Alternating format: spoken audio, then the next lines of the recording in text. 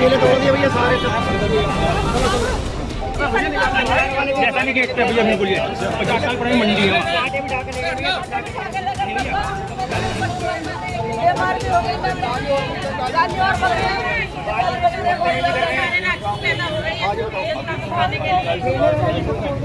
हमारी बात किसी ने ना सुनी ना किसी को। यहाँ तो अन्याय हो रहा है अपने देश में गरीबों पे।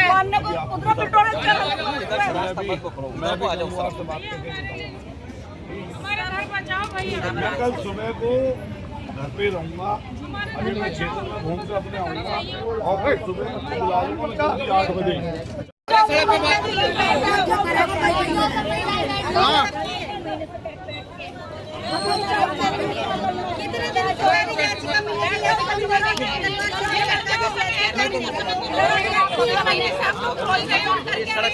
कुछ नहीं हासिल हुआ है।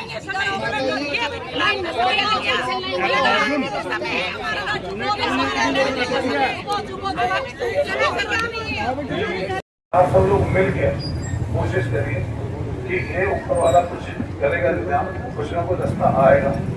ईश्वर जो है कुछ ना कुछ मदद हमारी आपके सबकी करेगी, नहीं करेगी।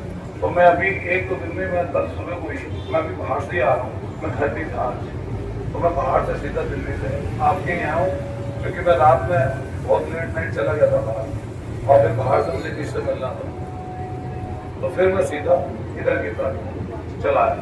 अभी मैं क्षेत्र में जा रहा हूँ, कल सुबह मैं आप 3-4 लोगों से वार्तालाप करके और फिर इसका रास्ता क्या कैसे बना होगा। ठीक, नमस्कार। अब हम लोग रो नहीं सकते हैं बात से, लेकिन वास्तव में पीड़ा है कष्ट में इस चीज में, ऐसा नहीं है।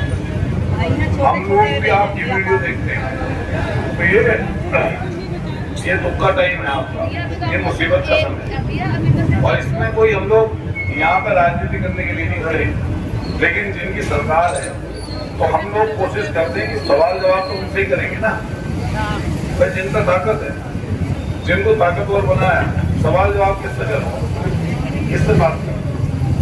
मान लिया मेरी हद जो है, मान लिया अखिलेश यादव जी का नाम इसलिए ले रहा था क्योंकि मेरी हद उनका है, तो मैं उन साहब को मिला भी चुका है, आपकी बातों को धुआ भी चुका, कहलवा भी चुका। अगर गवर्नमेंट हमारी वाली होती तो मैं निश्चित रूप से कह रहा था कि कोई भी रास्ता निकाल के मदद कर सकते। मुख्यमंत्री जी से इनका एक भी बात प्रतिनिधिमंडल ऐसा नहीं मिला कि जो सीरियसली जाके मुख्यमंत्री से मिलता और मुख्यमंत्री से अपनी बात बता देता, या प्रधानमंत्री जी से मिलता प्रतिनिधिमंडल। हमारे यहाँ पे राज्यसभा के एमपी भी हैं, हमारे यहाँ पे एक एमपी नहीं, हमारे यहाँ बिजनौर वाले भी हमारे यहाँ लगते हैं, मुजफ्फरनगर भी हमारे यहाँ लगते हैं, आपके बागपत वाले भी एक सीट हमारे यहाँ लगती है, और मेरठ के एमपी भी। तो कम से कम प्रधानमंत्री जी से समय मांगते उनसे कह देते आप ये वाली बात, आप क्यों नहीं कहती है बात? कौन कहेगा और कौन इस बात को रखेगा? उनके पास तो पूरे देश का मामला है, मेरी समझ में आ रही कोई बात नहीं है। लेकिन भाई यहाँ के जनप्रतिनिधि तो इसीलिए चुने गए ना, भाई यहाँ के जनप्रतिनिधि क्यों चुने गए? इसीलिए चुने गए। होता क्या है कि जब आप किसी को यहाँ बुलाओ तो ऐसे लोगों को सचेत रहना, ऐसे लोगों से, क्योंकि ये लोग अपमान करते हैं। हम लोग आपके कहने पर आपकी वजह से यहाँ पर आए और हम आपके लिए पूछे, तो हमें किसी ऐसे वैसे को जवाब देने की जरूरत नहीं है। और ये अब वो अपनी बात करके जाओ ना, अपनी बात करके जाओ। उनके लिए तो गीत गा दिया था ना इन्होंने, भगवान जी वाला गाया था, नहीं गाया था, वही फिर चल गया था। अब अगर मैंने कोई गलती कर दी, मैंने उसे भगवान मान लिया, तो आप उसे बार बार ना दोहराएं। मैं तो अपनी गलती एक्सेप्ट कर रहा हूँ। आपको नहीं कह रहा हूँ, मैं एक बात कह रहा हूँ, गीत तो वैसा मैंने गाया, आपने गीत गाया जिसके लिए गाया उसे निभानी चाहिए ना। अब वो नहीं निभा रहा, उसकी गलती है। सही बात है नहीं? तो हम लोग फिर कह रहे हैं स्वागत तो 6 महीने बाद करा था ना, उससे पहले कहाँ आए थे वो?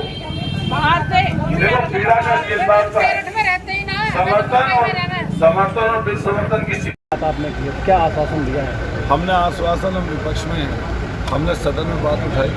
मैंने खुद माननीय अखिलेश यादव जी ने प्रधानमंत्री के सामने लोकसभा में बात उठाई, लेकिन ये सरकार पूरी तरीके से नकारा है। और ये खराब सरकार है, ये इंसानियत की दुश्मन सरकार है। ये लोग हार्टलेस लोग हैं, इनके अंदर दिल नहीं है, इनकी भावनाएं मर चुकी हैं और ये सिर्फ भगवान जी के नाम पर सत्ता चाहते हैं, इसके अलावा कुछ नहीं चाहते हैं। और आप देखिए सेंट्रल मार्केट के जो महिलाएं हैं इस तरीके से रोने की भिड़क रही थी, उनका खुद ही देखा जा रहा है जिस तरह की पीड़ा और कष्ट में हुआ। लेकिन मैं आया हूँ, पहले भी इनके बीच में कई बार आया, आज भी इनके बीच में आया हूँ। हम लोग कुछ ना कुछ रास्ता ऐसा निकालेंगे जिससे इस परिवार की, इन परिवार को कुछ मदद हो। हम सरकार से मांग करते हैं और यहाँ पे जो प्रतिनिधि चुने हुए हैं, मंत्री हों, विधायक हों, सांसद हों, वो राष्ट्रपति महोदय से इनकी मुलाकात कराएं। हम लोग भी समय मांगेंगे। आज मैं खुद चिट्ठी लिखूँगा इनके लिए, या कल चिट्ठी लिखूँगा कि सारे के सारे जो हमारे विधायक हैं उनसे भी चिट्ठी लिखूँगा कि राष्ट्रपति महोदय का समय इन परिवार